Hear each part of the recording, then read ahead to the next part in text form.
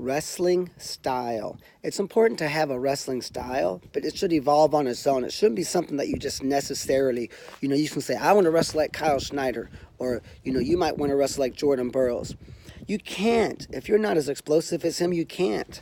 You look at all the Olympic champs in America, and they all wrestled different. There were some similarities between a few of them, but you don't have to wrestle a certain way in order to be the champion. Now, understand that a lot of that comes down to do with your physical attributes, right? How explosive you are, how flexible you are, maybe how powerful you are. If you don't have the reach of David Taylor, you're probably not going to be a great ankle pick guy. I mean, let's just be honest. But you might be built like Brandon Slay. He's an Olympic champ, and he wrestled differently, so he got it done. I think it's important that we understand that. If you try to coach a style as a coach, you're really screwing up the kids. And also understand that you as an individual, a lot of your style of wrestling is going to be based upon your personality. I believe it was Zeke Jones, the head coach of Team USA. He was the one that really turned Team USA around. He had mentioned this, and I thought it made a lot of sense. The kids who are laid back, the kids who are high-strung, the kids who are very aggressive, there's room for everyone, right?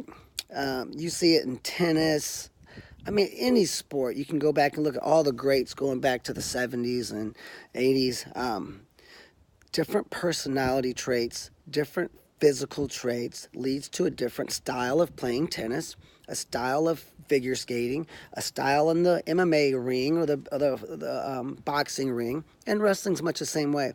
So I think the biggest mistake I see a lot of times is apparently, especially from dads, they'll have one son who's like them, and they love him.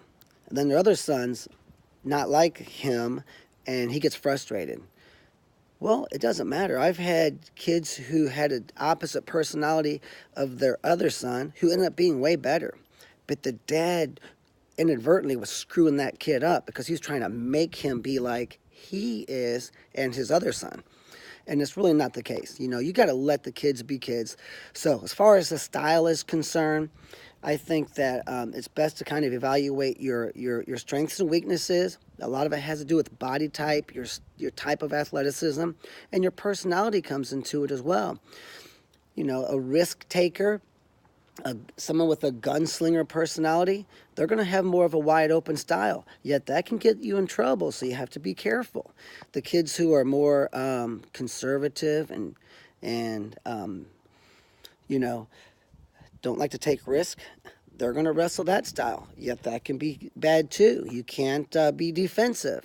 So we're always walking the fine line and engaging in course corrections and trying to improve, right? Some of us get over anxious, and that can cost you, but it can be a good thing. Some of us are more calculated. That can be a good thing, but it can also, you can take it too far. But for the most part, I think if you at least spend a little bit of time with a pen and a piece of paper and you map out your wrestling kind of strengths and weaknesses and include your personality in that as well, I think you're going to have a much more success as you get moving down the pathway. Now understand this, there are literally thousands of wrestling moves. So what we do is we say most of your success comes from 15% of the wrestling, maybe 20% of the wrestling. So the first level should be the main 10%. Hit that, all those techniques. That includes hand fighting routines, head blocking, down blocking, the importance of positioning. We like to focus on 5 core power positions. Keep that in mind as well. But from a technique standpoint, it's very important that you have the foundation built technically, but you're not worried about a counter to a counter to a counter to a Russian 2-on-1. You don't need to worry about that right now. Let's look at the core wrestling areas.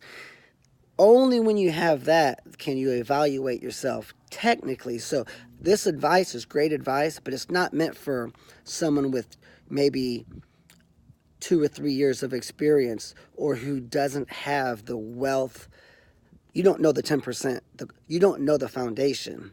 So it's hard for you to pick and choose the techniques and positions that you're good in when you don't know all of them. So make sure that you're pretty well diverse technically. And I do think this video advice lends itself mostly to the more experienced athletes who have a very good understanding and a good grip and handle on the core techniques of wrestling. So I wanted to kind of put that disclaimer in. You can check us out at purlerwrestling.com, and please subscribe, share this video. I hope it helps, and please subscribe to our channel. We have more videos on the way. Thanks.